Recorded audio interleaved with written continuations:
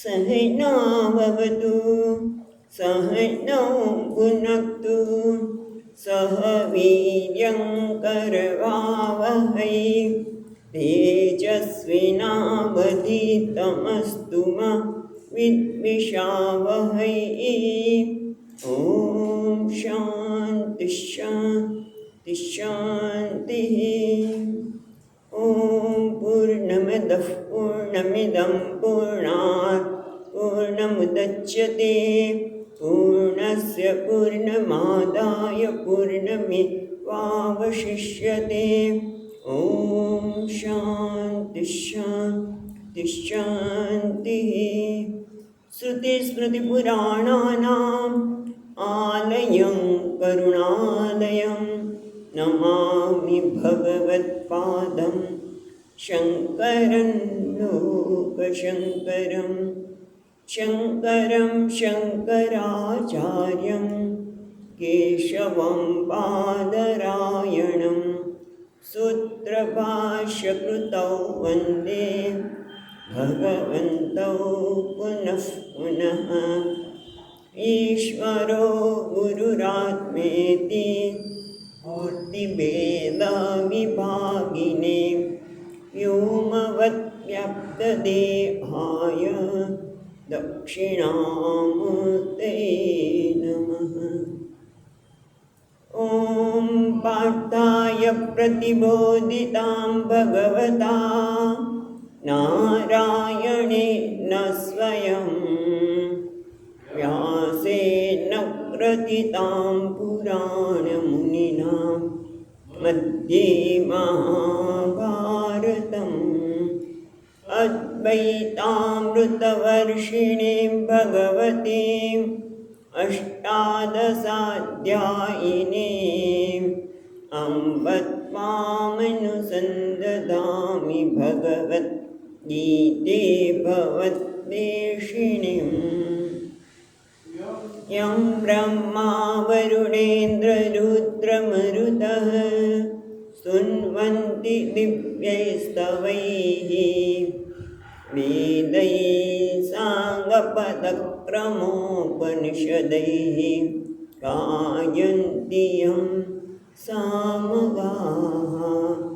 ध्यानावस्थिततद्गतेन मनसा पश्यन्ति यं योगिनः यस्यान्तं न विदुःसुरासुरगणाः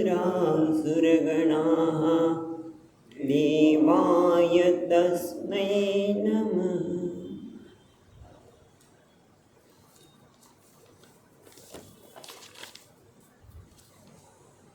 बीजो अध्याय श्लोक नंबर 40।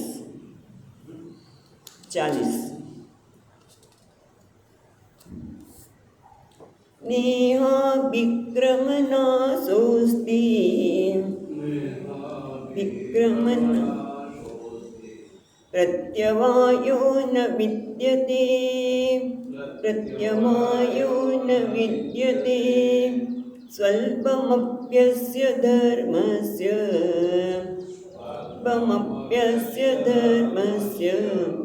त्रायते महतो भयात् व्यवसायात्मिका बुद्धिः एकेह कुरु नन्दन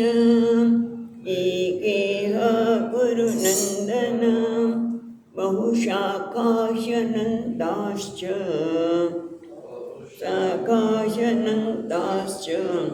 बुद्धयो व्यवसायिनां यामिमां पुष्पितां वाचं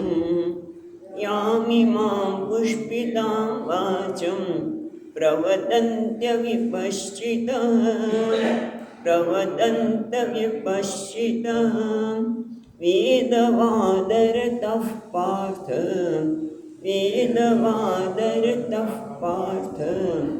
नान्यदस्तीति वादिनः।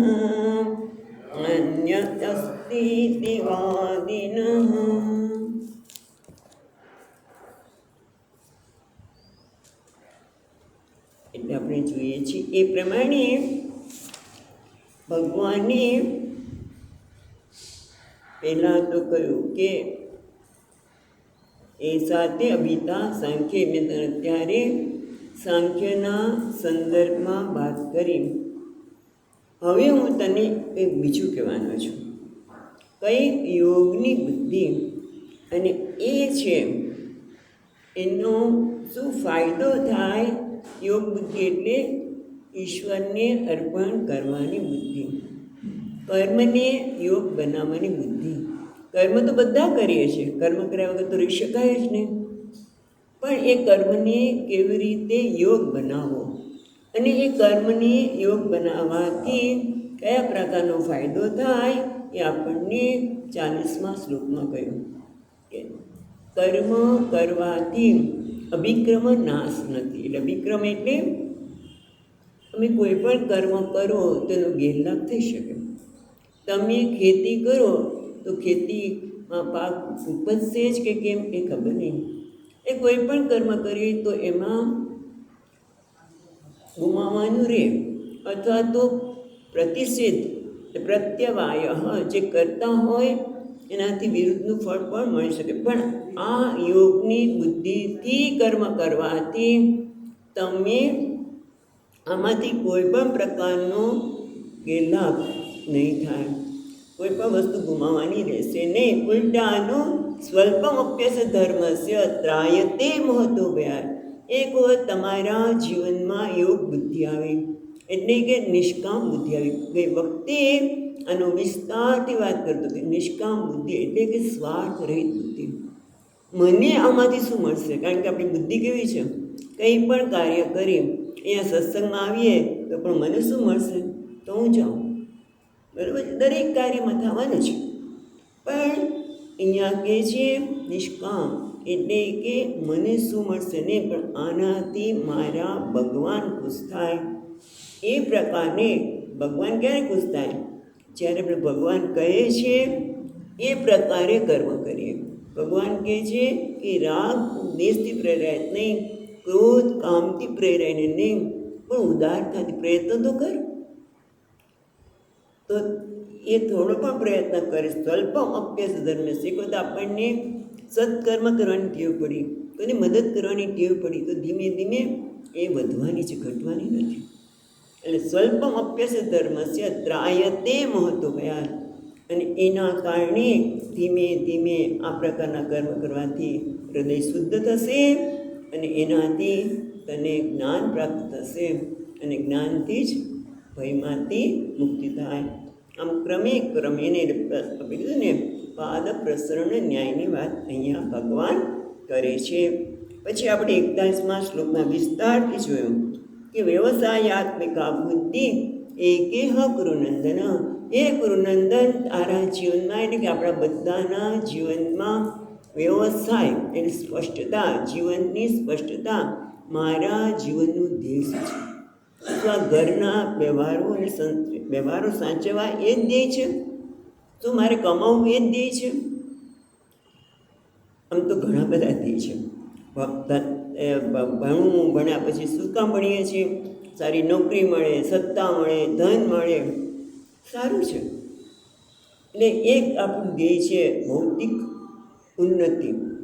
ના નથી પાડતા, કરો, સારું ભણો, સારી નોકરી મળે, સત્તા પ્રાપ્ત થાય, પૈસો મળે, બધું સરસ છે. સારું લગ્ન જીવનના જોડાઓ એ પણ આપણો યોગ બને. લગ્ન પણ યોગ છે ખરેખર આપણા શાસ્ત્ર પ્રમાણે.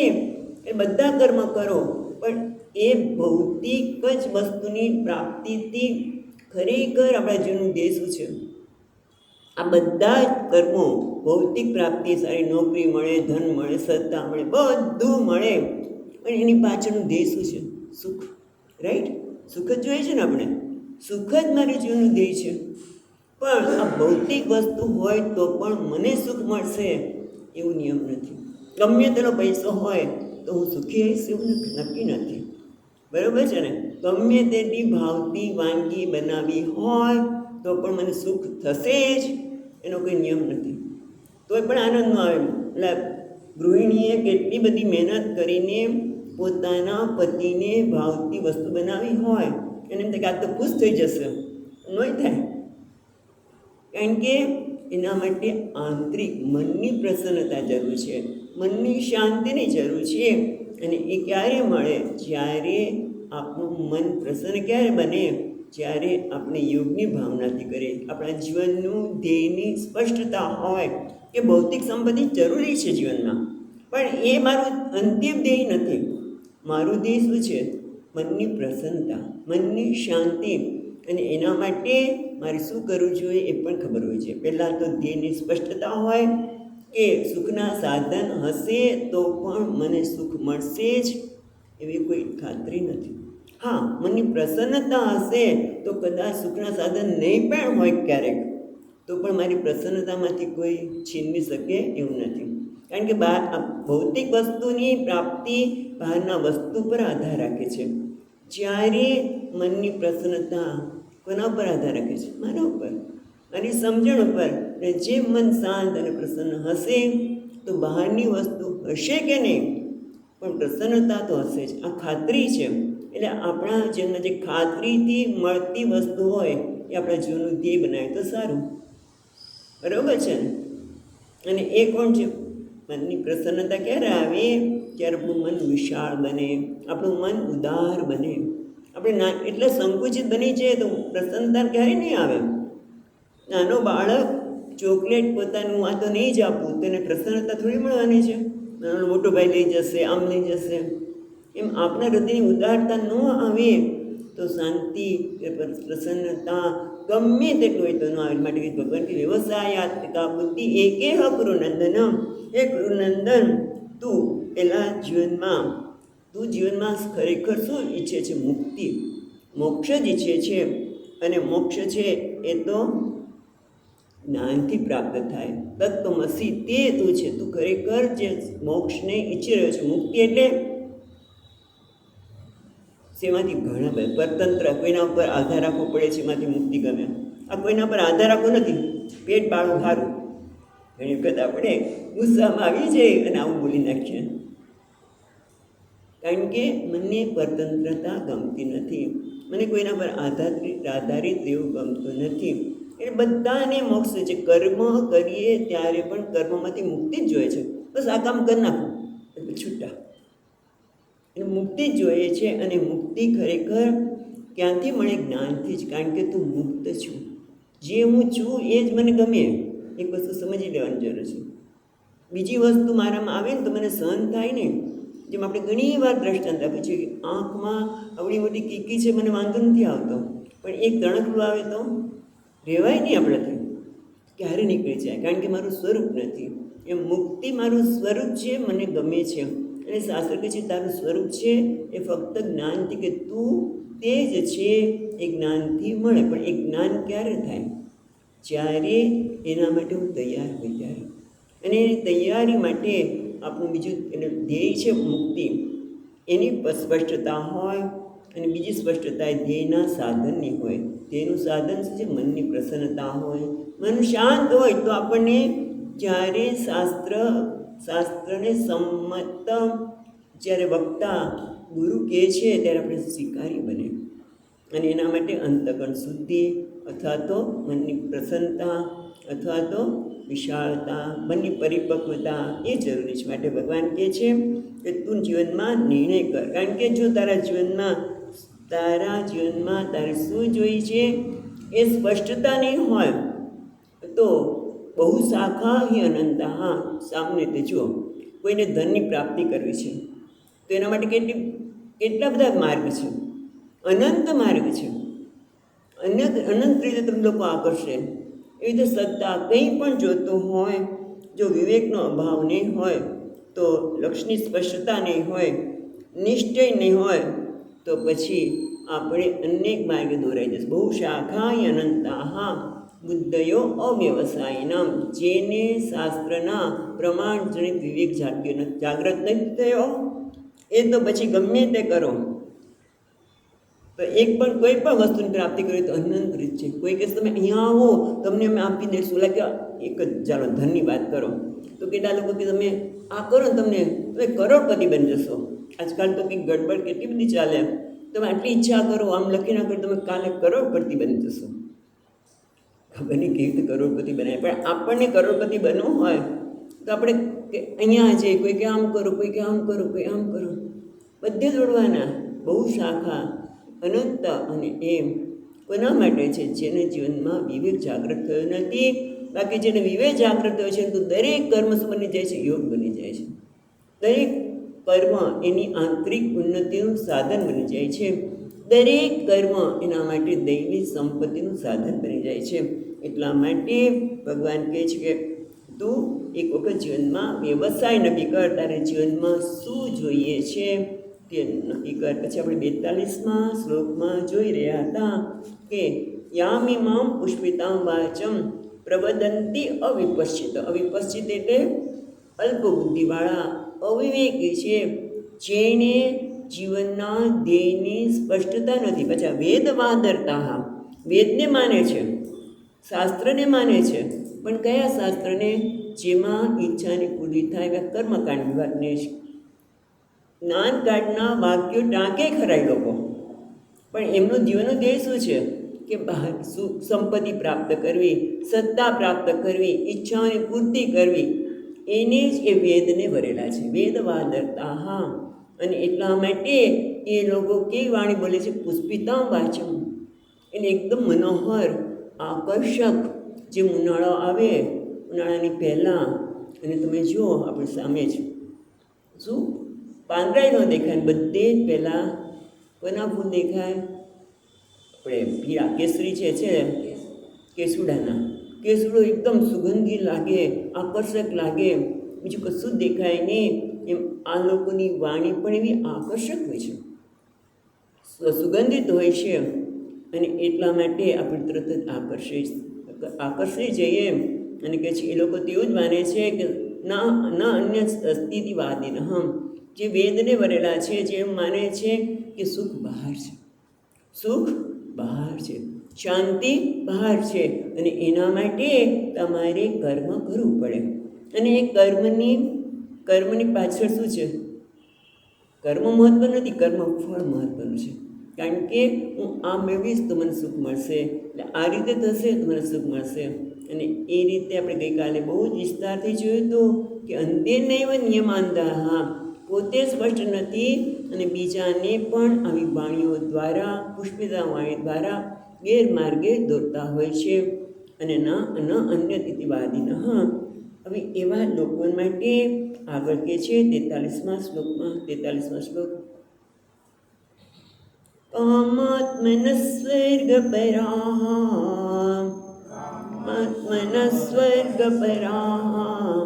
જન્મ કર્મ ફલપ્રદાં ક્રિયા વિશેષ બહુલાં ભોગૈશ્વર્ય ગતિમ પ્રતિ. ભોગેશ્વર્ય ગતિમ પ્રતિ. એ લોકો કહેવાય છે કામાત્મન, જેમનો આત્મા, તેમનું મન કામથી ઘેરાયેલું છે. કામ એટલે ઈચ્છા પરાયણ છે એવું નહીં, પણ ઈચ્છાને જ વરેલા છે આ લોકો.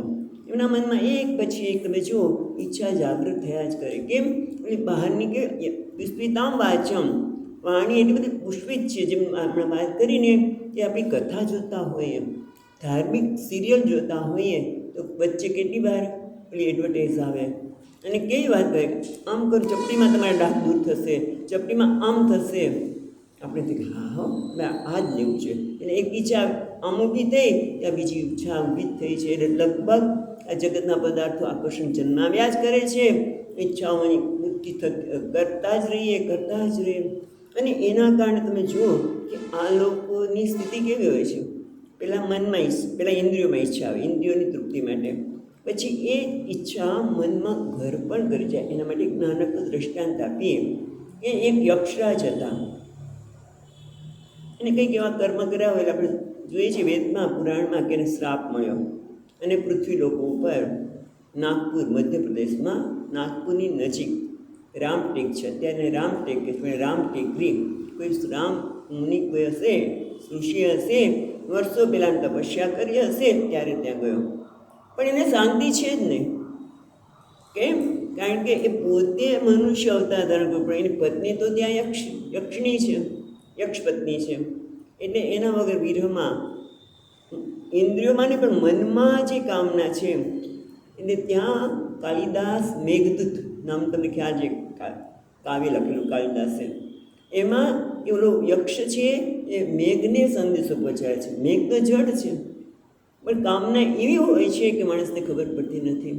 જેમ તુલસીદાસજી મહારાજ, એમને પણ એવું જ થયું ને કે પત્નીના વિરહમાં, પત્ની ગયા છે પિયરમાં, એટલે એના વિરહમાં રહેવાનું નહીં, અને નદીમાં પૂર આવ્યું છે, અને છતાં પોતે કશુંક લઈને ગયા. પછી ખબર પડી કે તો મૃતદેહ હતો.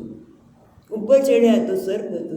પણ આ એવું છે કામાત્મા. હા, આ વ્યક્તિનું મન એમના હાથમાં, પણ કામનાથી એ ઘેરાયેલા હોવાથી કામના એમના મનનું નિયંત્રણ કરે છે.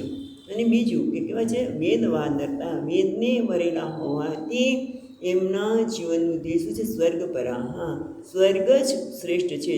બસ અહીંયા કેવા કર્મ કરો કે તમે સ્વર્ગમાં જાઓ.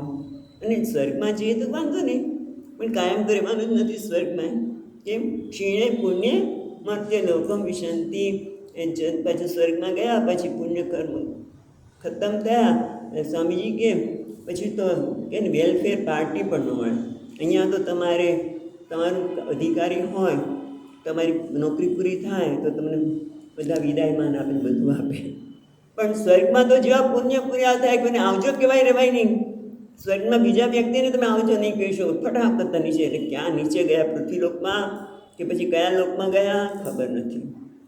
એટલે જન્મ કર્મ ફલપ્રદામ અહીંયા કે છે ઘટી યંત્રવત. આ કેવું છે?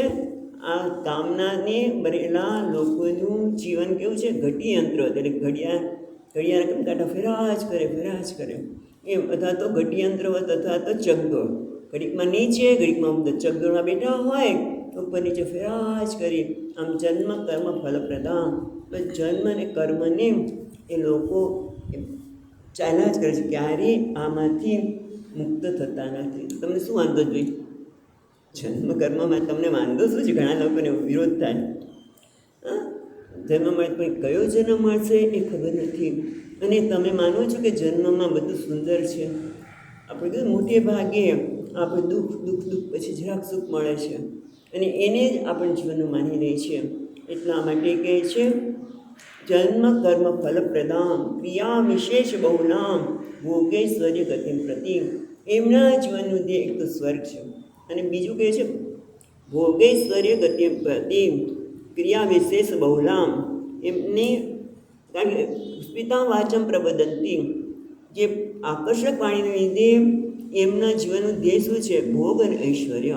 ભોગ એટલે જગતની પ્રાપ્તિ, બરાબર? ભોગ સ્ત્રી, પત્ની, સ્ત્રી જવા દો ને, કોઈ વસ્તુની વાત કરો, કોઈ પણ વસ્તુ છે એ ભોગ અને ઐશ્વર્ય જ એમના જીવનના સાધન બની ગયા છે. સાધન અને સાધ્ય. તમે એક તારા જીવનનું ધ્યેય ભોગ, આ ભોગ જોઈએ છે, બોલું એ પ્રકારનું ઐશ્વર્ય જોઈએ છે, અને એના કારણે એમાં જ એ લોકો રચ્યા પચ્યા છે. એનું કારણ શું છે? પ્રવદંતી પુષ્પિતા વાચમ. એ આગળના શ્લોકમાંથી જે પ્રવદંતી પુષ્પિતા વાચમ લેવાનું, એના કારણે એ લોકોની સ્થિતિ આવી થઈ છે. અને એના લીધે ઉપર નીચે જન્મ કર્મ કર્યું, કર્મના આ લોકમાં પણ ઘણા બધા ફળ સારા ખરાબ ભોગવતા રહીએ. પછી નવો જન્મ ક્યાં મળે ખબર નહીં. પાછો એ જન્મ પછી બીજો જન્મ. આમ સતત ઘટી યંત્રની તે એ લોકો આ પુષ્પિતા વાચમ એના પ્રભાવમાં આવીને અટવાઈ ગયેલા હોય છે. એને શું વાંધો થાય છે? એટલે કે આ બધાની પાછળનો હેતુ એક જ છે કે એણે જીવનના ધ્યેયની સ્પષ્ટતા નથી, અવિપસ્થિત છે, અલ્પબુદ્ધિ છે, માટે આ પ્રકારની સ્થિતિ એને થઈ છે. 44મા શ્લોકમાં આગળ કહે છે ભોગેશ્વર્ય પ્રસક્તાનાં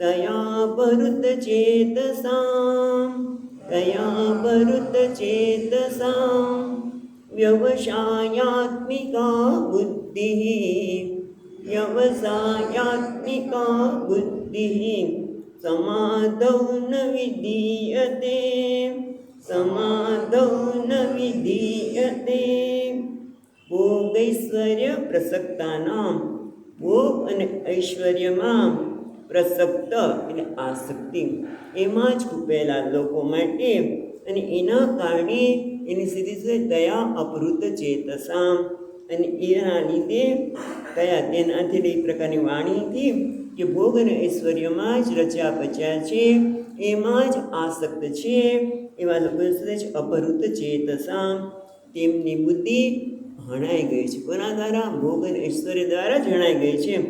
જેમની બુદ્ધિ હણાઈ ગઈ છે, હરાઈ ગઈ છે અને એના કારણે વ્યવસાયાત્મિકા બુદ્ધિ સમાધૌ ન વિધીયતે. વ્યવસાયાત્મિકા એટલે નિશ્ચયાત્મિકા બુદ્ધિ, જીવનના ધ્યેયની સ્પષ્ટતાવાળી બુદ્ધિ ન વિધીયતે એટલે કે છે બુદ્ધિ ન વિધીયતે ને વ્યવસાયાત્મક બુદ્ધિ સમાધવ ન વિધીયતે. સમાધવ એટલે બુદ્ધિમાં આ પ્રકાર સમાધવનો અર્થ અહીંયા બુદ્ધિ થાય છે. સપ્તમી વિભક્તિ છે સમાધવ. બુદ્ધિમાં આ પ્રકારનો નિર્ણય થવા દેતા છે. આપણે નિર્ણય કેમ નહીં કરતા હોય? જીવન વિશે આટલા ખતરા થાય છે તો કેમ નિર્ણય નહીં કરતા હોય? પણ કારણ કે એમની બુદ્ધિ ભોગ અને ઐશ્વર્યમાં હણાઈ ગઈ છે. અને ભોગ એટલે જગતના પદાર્થોની પ્રાપ્તિ. અને આપણને ખબર છે કોને આપણે ભરતોરી મહારાજ તો કહે છે, પણ આપણે યદુ અને યયાતિની વાત આપણે ખબર છે કે યયાતિને ભોગ બસ એક ભોગના માટે એટલા બધા આસક્ત છે કે જ્યારે એમને શ્રાપ મળ્યો ત્યારે એમણે પોતાના પુત્રને કોઈ મન તમારી યુવાની આપો. એ તો વૃદ્ધ થઈ ગયા શ્રાપને તે, પણ એને ભોગના કારણે એણે પોતાના પુત્ર પાસેથી યુવાની માગી અને કોઈ આપીને પણ નાના દીકરાએ આપી. 1000 વર્ષથી ભોગ ભોગવ્યા, પણ પછી એને ખબર પડી અને પોતે કહે છે, આમ તો ભરતોરીના નામે કહે છે પણ કહે છે ન જાતું કામ કામાહા. એ યાદી બોલેલા ન જાતું કામ કામાહા કામાના ભોગ્યન સામ્યથી. આ કામનાની ઈચ્છાની પૂર્તિ કરવાથી એ શાંત થતી નથી, પણ કહે છે હવેશા કૃષ્ણ વર્તમાના હુએ એવ બધતે. આ તો એવું છે કે તમે જેમ તમે ઈચ્છાની પૂર્તિ કરો એમ બધું જ જાય છે, બધું જ જાય છે.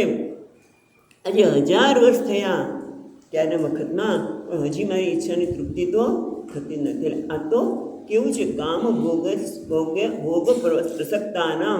આ કામના કેવી છે? મનને બહિર્મુખ બનાવે છે, મનને હણીને અપહૃત ચેતસા. એની ચેતના અથવા તો વિવેક છે એ હણાઈ જાય છે. વિવેક કામનાએ એને હણી લીધો છે, એને વિવેક જીવનમાં કરવા દેતો નથી. એ રીતે બીજું છે ઐશ્વર્ય. ભોગશ્ચ ઐશ્વર્યશ્ચ પ્રસક્તાના. એવું કહી શકાય કે જે ભોગ અને ઐશ્વર્યથી આસક્ત થઈ ગયો છે. એક માણસને ભોગ બહુ ગમે અને બીજું શું ગમે? ઐશ્વર્ય. ઐશ્વર્ય એટલે ઈશ્વરસ્ય ભાવ. ઈશ્વરનો ભાવ એટલે આધિપત્ય. પોતાનો આધિપત્ય, પોતાના અભિમાનને સંતોષ, ઈગો સેટિસ્ફેક્શન. શું? ઐશ્વર્ય એટલે પોતાના અહંકારને સંતોષ આપવો. એ પણ બધાને બહુ ગમે છે. ભોગ એક વસ્તુ છે અને બીજું શું છે? ઐશ્વર્ય. એ બંનેને લીધે એનું ચેતસ છે હણાઈ જાય છે. આધિપત્ય દરેકને ગમતું હોય છે. પોતાનું આધિપત્ય જમાય એના માટે એક સંતે આપણે સ્વસુર વધુ ન્યાય, સ્વસુષુ વધુ ન્યાય એવો ન્યાય બનાવ્યો કે એક સંત, એક સાધુ પુરુષ હતા અને પહેલાંના વખતમાં બહુ સારું હતું. ભિક્ષા લેવા જાય તો ભિક્ષા તો મળતી. જૈન સંપ્રદાયમાં હજી છે, કેટલું છે ખબર નથી હવે, પણ જાય ભિક્ષા લેવા અને રોજ પેલા માતાજી એમને ભિક્ષા આપે. એક દિવસ એવું બન્યું કે પેલા સાસુમાં જ માતાજી એટલે સાસુમાં દરરોજ પેલા સાધુને ભિક્ષા આપે.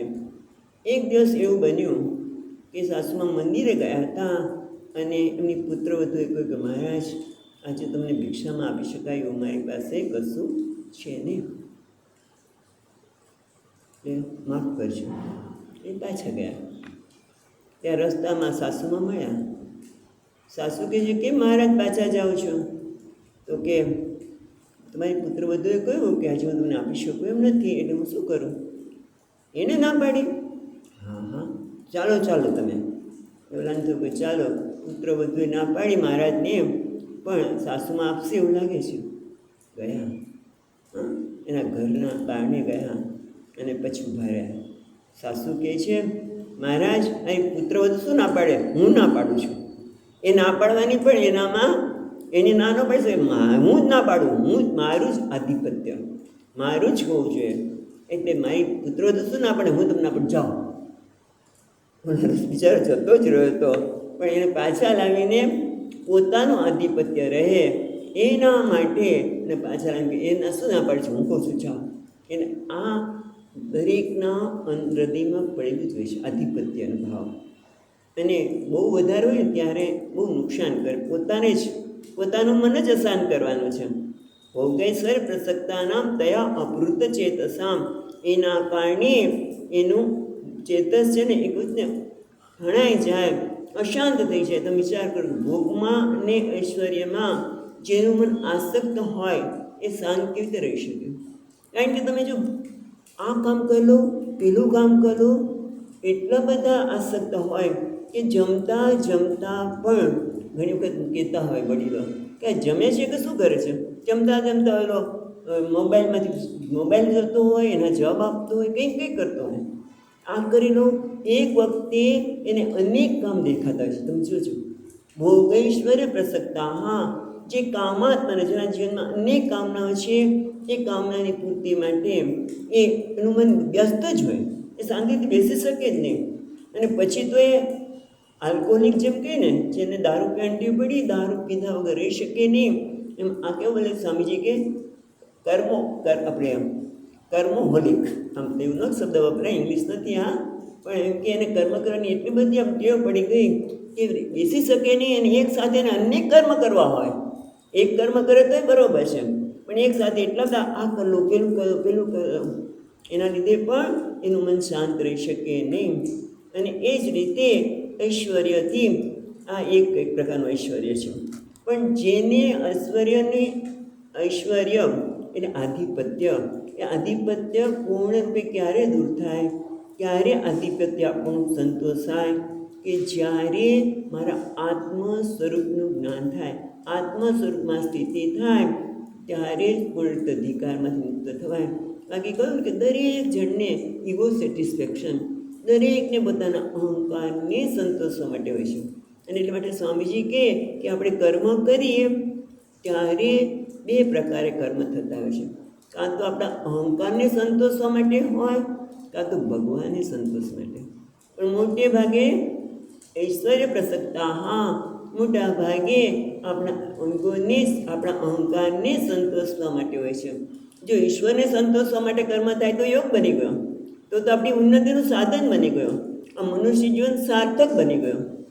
એટલા માટે કહે છે, પણ આ લોકો તો ભોગેશ્વર્ય પ્રસક્તા, હા, કયા અપૃત ચેતસા, હા, એટલે કાં તો એક ઐશ્વર્ય એટલે અહંકારનું, બીજું સત્તા, એ પણ ઐશ્વર્ય છે, અને ત્રીજું છે અણિમાદી, એ પણ ઐશ્વર્ય જ આવે. અષ્ટસિદ્ધિ નવનિધિ કે દાતા, એને અમુક સિદ્ધિમાં માણસનું જીવન અટવાઈ જાય છે.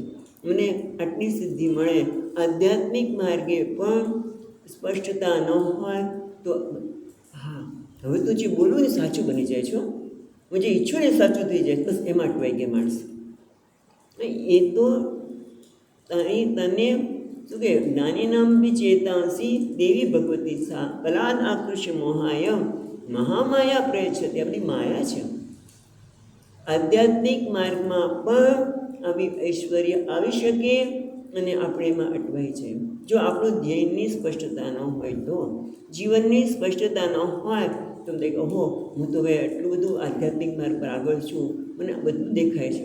ઘણા લોકોને ખબર પડતી હોય કે ના, પણ કેટલી આપણી મર્યાદા છે. અને એમાં અટવાઈ જશું તો એલા જેવું થાય. એક મહાત્માએ કોઈ ભાઈએ મહાત્મા હતા, એને મહાત્માએ જ આ વાર્તા યાદ આવી. મહાત્માએ ખૂબ તપશ્ચર્યા કરી અને ભગવાન કે માં ભગવાન મારું હૃદય તો કકડી જાય છે, લોકોને કેટલા બધા દુઃખ છે, બધા રોગથી પીડાય છે, કંઈક તમે એવું કહો કે જેથી હું રોગની સામન કરી શકું. કે દરેકના કર્મના લીધે પીડાય છે, તું કશું કરી શકે નહીં. તો કે ના ના, મને એવું ઐશ્વર્ય આપો મને કે જેથી લોકોના દુઃખ લઈ લો. ભલે ભગવાન કે કોઈને તું તારા લોહીનું એક ટીપું અડાડીશ એના શરીરને તો એ શરીરનો રોગ દૂર થશે. કેમ થઈ શકે ખરું?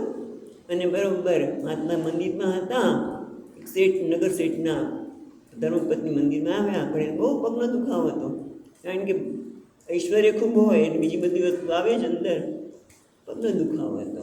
એટલે કે માં કેમ છો એમ કરીને લાવો એમ જરાક બતાવું એને, કારણ કે ભગવાને આપ્યું જ છે માટે એમને જરાક લોહી કાઢીને લગાવી દીધી ચણ પાસે, મટી ગયા.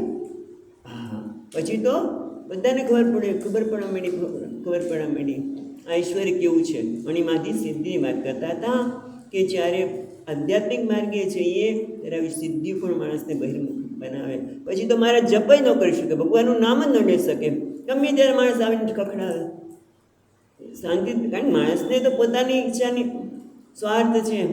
અને પછી તો બસ તમે લોહી આપોલા, લોહી રહ્યું નથી, ટીંગાળી દીધા મહારાજને. એટલે આ બધું ઐશ્વર્ય અણિમાદી વગેરેમાં બહુ ભય રહેલો છે. પણ આ લોકોને કારણ કે એ વસ્તુ જ એના જીવનમાં ધ્યેય બનની હોવાને લીધે એનામાં વ્યવસાયાત્મિકા બુદ્ધિ જન્મતી જ નથી. સમાધો ન વિધીયતે, એના મનમાં શાંતિ આવી શકે જ નહીં, આ બુદ્ધિનો નિર્ણય થઈ શકે જ નહીં. કારણ કે એ તો આ બધા બાહ્ય જગત, કારણ કે બાહ્ય જગતના આકર્ષણમાં એટલા માટે છે કારણ કે જીવનની સ્પષ્ટતા એ નથી કે સુખ અને શાંતિ જગતના પદાર્થોને આપવાનું કોઈ સામર્થ્ય છે જ. જો સુખ અને શાંતિ હોય, મળતી હોય તો મારી મનની શાંતિ હોય, મન પ્રસન્ન હોય. અને ક્યારે મળે કે જ્યારે હું મારાથી જ પ્રસન્ન હોઉં. અને મારાથી પ્રસન્ન ક્યારે હોઉં? જ્યારે મન, એ આપણે જ આવે છે એમાં, કે જ્યારે હું મારી જાતનો સ્વીકાર કરું ત્યારે.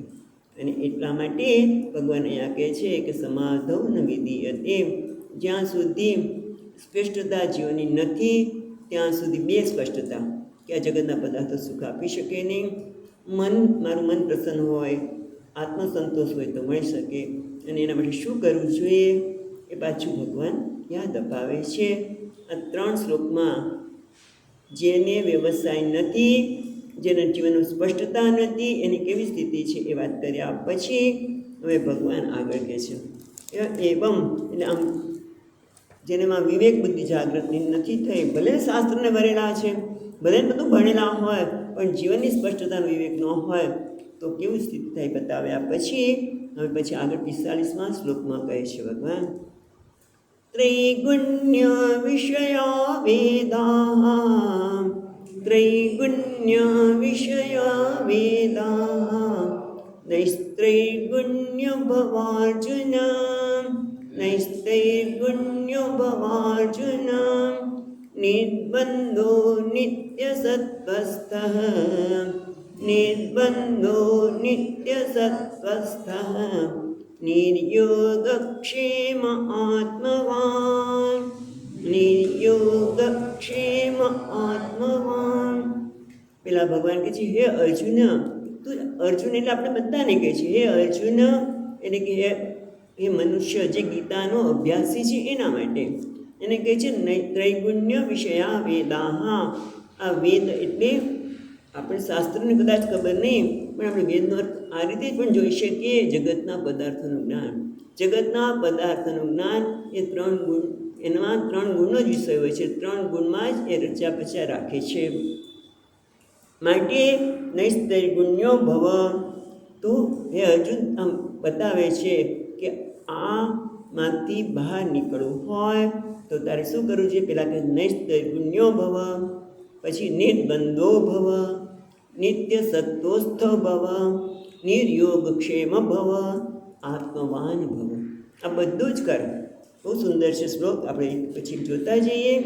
તો પેલા કહે છે ત્રૈગુણ્ય વિષયા વેદાહ, ત્રૈગુણ્ય વિષયા, ત્રિગુણમ સંસાર વિષયા. આ જે ત્રણ એટલે સત્વ રજસ ને તમગુણ એ સંસારમાં રાખવાવાળા છે. પણ તમે ઘડીએ ઘડીએ અહીંયા આવીએ એટલે તમે આ બધા વિષયોની તમે નિંદા કેમ કરો છો? હા, વિષયની નિંદા નથી, અવિવેકની નિંદા છે. વિષયો તો જે છે એ છે, પણ આપણે દુન્યવી વિષયોની પાસેથી હંમેશનું સુખ મેં ઈચ્છે છે. ને ટકાઉ સુખ આપણે ખબર છે, કેટલી વાર વાત કરી કે ટકાઉ સુખ નથી. ગમે તેટલો માણસને લાડુ ભાવતો હોય, અને ચતુર્થી આવી, આજે એમાં લાડુ બનાવે, સવારથી આનંદ હોય, લાડુ થાળીમાં આવે અને પહેલો કોળિયો મોઢા મૂકે એ વખતેનો આનંદ, અને પછી બીજો ત્રીજો ચોથે એ આનંદ જતો રહ્યો. તો વિચાર કરો કે આનંદ કેવો છે. કોઈ દુન્યવી આ એક લાડુની વાત કરી, પણ કોઈ પણ આનંદ છે ટકાઉ નથી. અને એટલું જ નહીં, અનિત્ય છે. એ વસ્તુ જતી રહે તો આપણે પાંગળા બની છે. અને વસ્તુની પ્રાપ્તિ કર્યા પછી પણ મારામાં જીવનનો સંતોષ તો આવતો જ નથી. હજી કેમ લખે ને મહાત્માઓ કે આ જગતના પદાર્થોની ઈચ્છાઓ કેવી છે, કણ્યા વગરના વાસણ જેવી, નાખ્યા જ કરો, પણ સંતોષ થતો જ નથી. પણ સંતોષ આવી જાય તો પ્રગતિ ન થાય. પાછા લોકોને આવું મુશ્કેલી છે. સંતોષ આવી ગયો આપણને જીવનમાં તો પ્રગતિ ન થાય. આવા તો દે, પછી તારું કામ બીજા પ્રકારે સુંદર થશે. પણ ટૂંકમાં આ વસ્તુ ત્રૈગુણ્ય વિષયા વેદાહ એટલે આ જગતના પદાર્થોનું જે જ્ઞાન છે, વેદા એટલે જગતના પદાર્થનું જ્ઞાન છે. એ ત્રણ ગુણ જ એનો વિષય છે. ત્રણ ગુણ સત્વ રજસ તમસ, અને ત્રણેય ગુણ આપણને કોઈ પણ રીતે બાંધનારા છે. એટલે કે છે સંસાર ગતિ, જે આપણને સંસારમાં રાખવા વાળા છે. પહેલાં તને સમજ આવી જાય અર્જુન કે આ જગતના પદાર્થોનું જે જ્ઞાન છે એ તને સંસારમાં વધુને વધુ ખેંચી રાખે છે. તારા જીવનમાં અસંતોષ અને ટકાઉ આનંદ નથી. એક પછી એક વિષયોની પ્રાપ્તિમાં તારું જીવન અટવાઈ જશે. માટે ત્રણ ગુણ જેનો વિષય છે એવા આ વેદ અથવા જગતના પદાર્થો છે. માટે આ સંસારમાંથી મુક્ત થયું. કારણ કે મુક્તિ તો ઈચ્છે જ છે. આપણે અત્યારે કોઈ વાત કરે છે જેને વ્યવસાય થયો છે, વિવેક આવ્યો છે, જેને મુક્તિ જોઈએ છે. અને મુક્તિ કેવી રીતે મળે? જ્ઞાનથી. એ પણ આપણે જોયું કે કારણ કે 10મો આ વાર્તા બધાને ખબર છે, કદાચ માને નહીં ખબર હોય કે પેલા 10માને શોધી રહ્યો છે. કેવી રીતે કે ઓલા બધા વિદ્યાર્થીઓ ફરવા ગયા. અને કેટલા વિદ્યાર્થીઓ ગયા ફરવા? રવિવાર હતો, અમે ફરવા જઈએ ગુરુજી, આ મજાનું ચોમાસું આવ્યું છે, લીલોતરી થઈ ગઈ છે, અમે જઈએ. ના, ગુરુકુળમાં હતા પણ જતા કે જાઓ, બહુ આગ્રહ કર્યો, પણ કોણ ધ્યાન રાખશે કે તું મોનિટર. પછી ગુરુજીએ મોનિટરને કીધું તું મોનિટર છે, તારી જવાબદારી આ બધા છોકરાને લઈને પાછળ તો કે હા બધાને ઊભા રહી જાઓ. કેટલા જણ છો? ગણો, 1 2 3 4 5 6 7 8 9 10. ગુરુજી કીધું 10 જણ જાઓ છો, બરાબર. અને પછી પેલા મોનિટરે રસ્તામાં નદી પસાર આવી, બધાએ કીધું આંકડા ભીડી લેજો, કારણ કે અચાનક જો વરસાદ આવી જાય છે, પાણી આવવા માંડે. અને કંઈ થાય તો બધા આંકડા પીને બહાર આવી ગયા કે બસ બહુ પાણી આવ્યું નહોતું એટલે વાંધો ન આવ્યો, સરળતાથી નદી પસાર કરીને આવતા રહ્યા. પણ ગુરુજીએ જેમ ગણ્યું હતું એમણે બધાને ટાઈમ ઉભા એને ગણ્યું એટલે કેટલા થાય? 9, બરાબર. 1 2 3 4 5 6 7 8 9, 10મો ખોવાઈ ગયો. હવે ક્યારે મળે?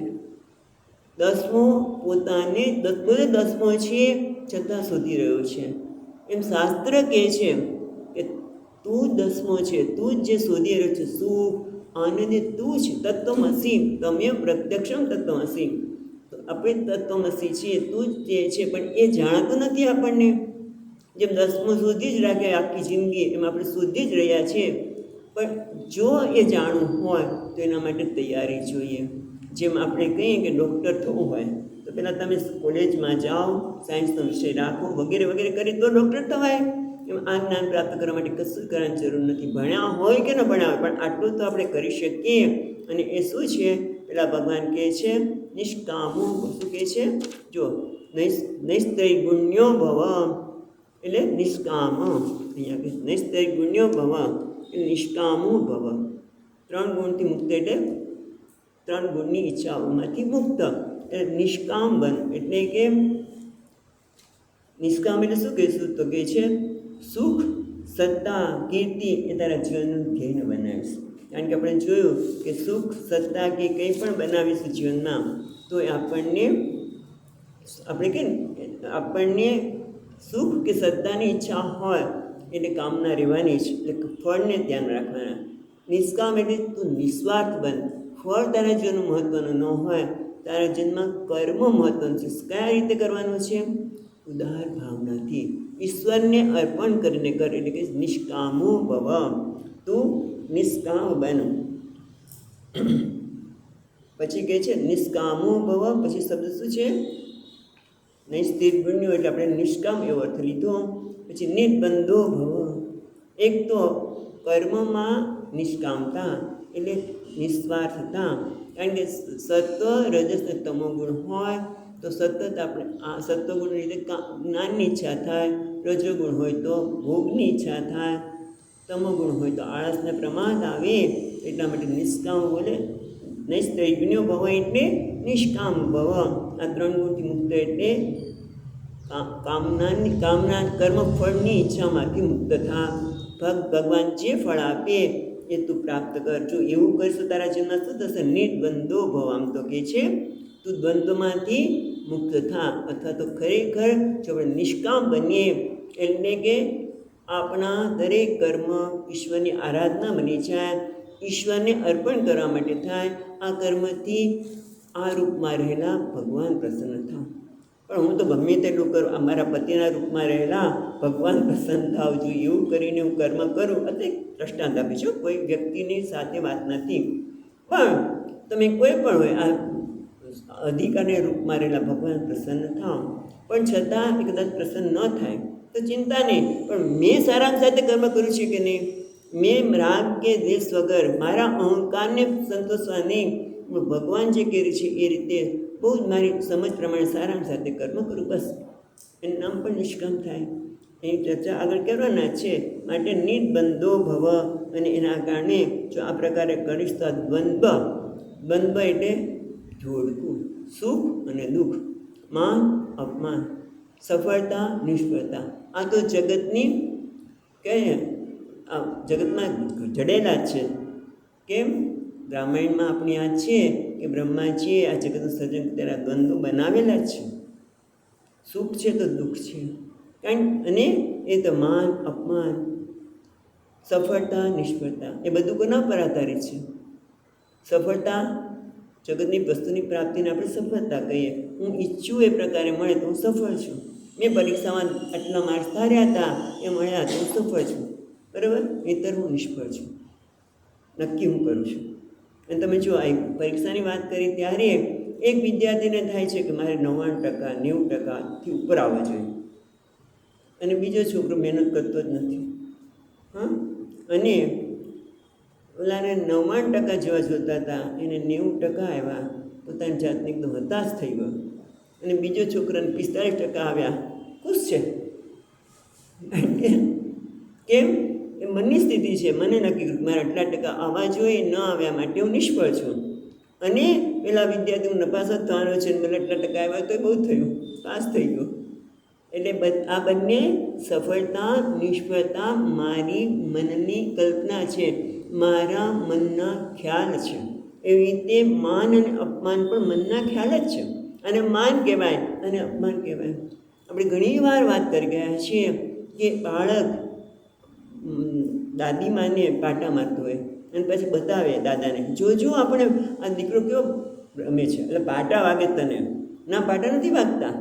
પણ એ છોકરો મોટો થાય, જરાક મોટો થાય અને તમે કહો એ ન કરે તો તમને અપમાન લાગે. જો મારું માન નથી રાખતો, જો મને આદર નથી આપતો, માન નથી આપતો. એટલે માન અપમાન એ પણ મનના ખ્યાલ છે. એટલે નિર્બંધો ભવ એટલે મનના ખ્યાલમાંથી ઉપર ઉઠવાય. આ સુખ અને દુઃખ એ પણ આપણા જ મનના ખ્યાલ છે. કારણ કે હું ઈચ્છું છું કે મને મળતી વસ્તુ મળી એટલે મને સુખ મળ્યો, અથવા તો મને ગમતું નહોતું એ મળ્યું એટલે દુઃખ થયું. પણ એ પણ બદલાય છે આપણા ખ્યાલો. જેને આપણે સુખ કહીએ છીએ એ પણ દુઃખનું કારણ બની જાય. એટલે ભગવાન નિર્બંધો ભવ, વિચાર વિવેકથી તો આ દ્વંદ્વમાંથી ઉપર ઉઠ, એટલે કે આ મનના ખ્યાલોમાંથી ઉપર ઉઠ. કારણ કે માન અપમાન, સુખ દુઃખ, સફળતા નિષ્ફળતા એ પરિસ્થિતિ તારા હાથમાં નથી. જે વસ્તુ મારા હાથમાં નથી એના ઉપર હું લગામ રાખું તો એ તો મારી મૂર્ખામી જ છે. આપણા સ્વામીજી મહારાજ હંમેશા કે સ્વામીજી અમે તમારી શોભાયાત્રા કરવી છે એટલે રથમાં બેસો, પણ ઘોડાની લગામ મારા હાથમાં છે. જે વસ્તુ મારા હાથમાં ન હોય એના પર નહીં વાપરું. હા, સ્વામીજીના શબ્દો છે આપણા અમદાવાદ સ્વામીજીના, કે જે મારા હાથમાં લગામ ન હોય એ મારે ન જોઈએ. બટ આ તો જગત, આ માન અપમાન, સફળતા નિષ્ફળતા એના કારણે હું નક્કી કરું છું કે આ સુખ છે આ દુઃખ છે એ બધું બહારના વિષયો આધારે છે. એટલે ભગવાન કહે છે તું તારો સ્વીકાર કર, બહારની પરિસ્થિતિ તને નચાવે નહીં. આ તો બહારની પરિસ્થિતિ જે મારા હાથમાં નથી, મારા કાબૂમાં નથી. બહારની પરિસ્થિતિ પર ઘણા બધા પરિબળો કામ કરે છે. લોકોના વ્યવહાર, કારણ કે લોકો પણ ક્યારેક કયા પ્રકારનો વ્યવહાર કરશે આપણે ખબર નથી, કારણ કે એના પોતાના પ્રોબ્લેમ હોય. એક વખત એ જ વ્યક્તિ ખુશ થઈ જાય અને આપણે માન આપે ને એ જ વ્યક્તિ એ જ કર્મ માટે નાખુશ થાય અને આપણે તે કરો અપમાન થયું, મારી સામે બોલાય નહીં. કારણ કે એની પરિસ્થિતિ પર આધાર રાખે છે. બીજું આપણા પ્રારબ્ધ પર પણ આધાર રાખે છે. પ્રારબ્ધને લીધે પણ પરિસ્થિતિ મળતી હોય છે. એટલે ટૂંકમાં જે પરિસ્થિતિઓ મારા હાથમાં નથી એના ઉપર મદાર બાંધવાના બદલે હું મારા ઉપર મદાર બાંધી શકું, હું મારા મનને સમજાવી શકું, મનમાં પરિપક્વતા લાવી શકું, મનમાં દૈવી સંપત્તિનો ઉદય કરી શકું, એ મારા હાથમાં છે. એટલે ભગવાન કહે છે કે આ બધી મનની કલ્પના એમાં અટવાવ્યા વગર તું તારા વિવેકથી આમાંથી ઉપર ઉઠે. નિર્બંધો ભવ, નિત્ય સત્વસ્થો ભવ. એના માટે દ્વંદ્વમાંથી ઉપર ઉઠવું હોય તો હમણાં જ વાત કરી કે પરિસ્થિતિ આપણા હાથમાં નથી, પણ મન મારા હાથમાં છે. મનને હું કેળવીશ તો કેળવાશે. મનને એવું છે બાળક જેવું, આપણને કેળવીએ તો કેળવાય. અને કેળવા માટે શું કરું? નિત્ય સત્વસ્થો ભવ. તું હંમેશા સત્વગુણમાં સ્થાપિત થા. એટલે કે રજોગુણ ને તમોગુણ એટલે શું? રાગ અને દ્વેષ. અને મોટા ભાગે આપણા કર્મોનું સંચાલન કોણ કરે છે? રાગ અને દ્વેષ. નહીં? કોઈ પણ કર્મ કરીએ તો કેમ કરીએ છીએ? કારણ કે એમાં રાગ એટલે આસક્તિ. આ મારું છે, આ મારા છે માટે કર્મ કરું છું. અને મારાનો વ્યવહાર બદલાઈ ગયો તો દુઃખ, કાં તો રાગ અને કાં તો દ્વેષ. એટલે રજોગુણ કે તમોગુણ એ જ આપણને નિયંત્રિત કરે છે. એટલા માટે નિત્ય સત્વસ્થો ભવ. તું સત્વગુણમાં સ્થાપિત થાય. એટલે કે તું ઈશ્વરાર્પણ બુદ્ધિથી કર્મ કર. સત્વગુણ વધારો કરો એટલે શું? રાગ દ્વેષમાંથી મુક્તિ થવી. અને રાગ દ્વેષમાંથી મુક્ત કેવી રીતે થવાય? જ્યારે મારા કર્મો રાગ દ્વેષને સમર્પિત ન હોય, અહંકારને રાગ દ્વેષ એટલે અહંકારને સંતોષ, અહંકારને સંતોષવા માટે નહીં પણ ઈશ્વરને સંતોષવા માટે આપણે વારંવાર સાંભળીએ છીએ. પણ એ આપણું બનવું જોઈએ. કર્મયોગ વિશે અમને બધાને ખબર છે, સ્વામીજી હવે તો સાચી વાત છે, પણ એ આપણા જીવનમાં ઉતારવાની જરૂર છે. ભલે ભૂલી જઈએ પણ એક દિવસ એ આપણું બને એવું તો આપણે કરી શકીએ શાંતિથી. એટલે નિત્ય સત્વસ્થો ભવ. તું સત્વગુણમાં સ્થાપિત થા. અને સાથે સાથે એક બીજી વસ્તુ મારા મનને વિકસિત કરે છે, એ યોગ અને ક્ષેમ. યોગ અને ક્ષેમ એટલે ભગવાન કે નિર્યોગ ક્ષેમો ભવ. યોગ એટલે જે વસ્તુ પ્રાપ્ત નથી એની પ્રાપ્તિની ચિંતા છે, એના રક્ષણની ચિંતા. આ બે વસ્તુ આપણે ચિંતિત કરે જ છે ને, આપણા મને વિકસિત કરે જ છે કે બરાબર છે ને. જે વસ્તુ નથી મળી ક્યારે મળશે, કેવી રીતે મળશે, કેવી રીતે કરીએ તો મને મળે. જે વસ્તુ નથી એની પ્રાપ્તિની ચિંતા અને છે એના રક્ષણની ચિંતા. કોઈ લઈ ન જાય, કોઈ કરી ન જાય. ભગવાન કહે છે નિર્યોગક્ષમ બનો. એટલે કે કેવી રીતે બનવાનું? નવમા અધ્યાયમાં કહેવાના છે ભગવાન, અનન્યાસ ચિંતયંતો માં એ જ ન પરિપાસતે તેસા નિત્યાભિયુક્તાનામ યોગક્ષેમમ વહામ્યહમ. એટલે આપણે બાળકોને પણ બોલાવીએ છીએ આ બે શ્લોકો. ગમે તે અધ્યાયના હોય પણ આ બે શ્લોક બોલવાના. કર્મણ્યવાધિકારસ્તે અને હા કે તું ભગવાન પર વિશ્વાસ રાખ. અનન્યાસ ચિંતન એટલે શું? ભગવાનના વિશ્વાસ રાખ. મને આ ન મળે ને પેલું ન મળે, એની તો કોઈ અંત જ નથી, પ્રાપ્તિની કોઈ અંત જ નથી. માટે તારે જે જરૂર હશે, શું કહે છે? અનન્યાસ ચિંતયંતમાં એ જના પરિઉપાસતે. આપણે અર્થ આવો કર્યો કે જે ભગવાનનો વિશ્વાસ રાખે છે એ ભગવાન આપણને જે ઉપયોગી છે એ લાવી આપે છે. આપણું જેમાં કલ્યાણ છે એ વસ્તુ લાવી આપે છે. બસ એવું સમજણ આવી જવી જોઈએ. યોગ એટલે જે પ્રાપ્તતા નથી એની પ્રાપ્તિ, અને જે આપણું કલ્યાણ થાય એ વસ્તુ મળે જ છે. એટલે સુધી મેં તમને વાત કરી છે કે આપણને પુસ્તકનું અધ્યયન કરવું હોય કોઈ તો એ પુસ્તક મળતું જ ન હોય. ગીતા પ્રેસની વચ્ચે એક સ્થિતિ એવી આવી હતી કે ગીતા પ્રેસમાં દાન કે ઓછું થયું હશે, ચોપડી રીપ્રિન્ટ થતી જ નહોતી.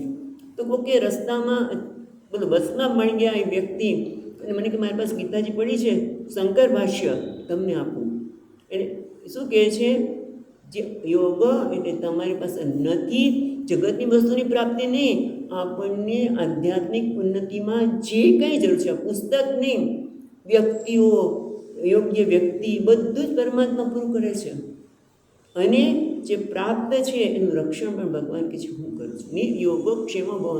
આપણા જીવનમાં સમજણ વિવેક લાવીએ તો જ નિર્યોગક્ષેમ બની શકાય. યોગ અને ક્ષેમ મિત્ર આપણને સતત દીક્ષિત કરે છે. માટે ભગવાન કહે છે તારા મનને આ શાંત કરવા માટે, પ્રસન્ન કરવા માટે એક તો નિષ્કામો ભવ, નિસ્ત્રૈગુણ એટલે નિષ્કામો ભવ, નિર્દ્વંદ્વો ભવ. દ્વંદ્વમાંથી ઉપર ઉઠી જા, આ ખ્યાલોમાંથી ઉપર ઉઠી જા, અને નિત્ય સત્વસ્થ ભવ. બરાબર? પછી નિર્યોગક્ષેમ ભવ, અને છેવટે કે છે આત્મવાન ભવ. બહુ સુંદર છે. આત્મવાન ભવ એટલે શું? આત્મપરાયણ થા. એટલે મારા બધા કર્મ આત્માને અંત માટે જ થાય છે. હા, આત્મવાન ભવ એવું તો શું છે? આત્માને આત્મપરાયણ બન. હા, એટલે શું? અપ્રમત્તશ્ચ ભવ એવ તવ ઉપદેશ. અહીં આચાર્ય કહે છે કે આત્મવાન ભવ એટલે તારા મન, આત્મા એટલે અહીંયા મન, તું મનને તારા કાબૂમાં રાખ.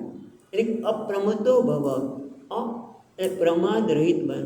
અને બીજું અંદર ઉમેરી શકાય યાંત્રિકતા રહિત બન. બહુ સુંદર શબ્દ છે. એક તો પ્રમાદ રહિત બનવાનું કહે છે, અને યાંત્રિકતામાંથી બહાર આવીએ તો જ આત્મવાન ભવ. એટલે આત્મવાન એટલે તારા મનને તારામાં સ્થાપિત કર. તારા મન તું ઈચ્છે ત્યારે એ તારા પ્રમાણે, તારા કહેવા પ્રમાણે બને. તારા મનને તારો મિત્ર બનાવો. એના માટે અપ્રમત્ત ભવ. આચાર્ય કહે છે પ્રમાદથી રહિત અને યાંત્રિકતાથી રહિત. આ બે શબ્દ બહુ સુંદર છે, એ આપણે હવે પછી જોઈશું. પૂર્ણમદ પૂર્ણમિદં પૂર્ણાત પૂર્ણમુદચ્યતે પૂર્ણસ્ય પૂર્ણમાદાય પૂર્ણમેવાવશિષ્યતે. ઓમ શાંતિ શાંતિ શાંતિ. શંકરં શંકરાચાર્યં કેશવં બાદરાયણં સૂત્રભાષ્યકૃતૌ વંદે ભગવन्तौ પુનઃ પુનઃ. ઈશ્વરો ગુરુરાત્મેતિ મૂર્તિભેદવિભાગિને વ્યોમવદ્વ્યાપ્તદેહાય દક્ષિણામૂર્તયે નમઃ. ઓમ શાંતિ શાંતિ શાંતિ. હરિ ઓમ. શ્રી ગુરુભ્યો નમઃ. હરિ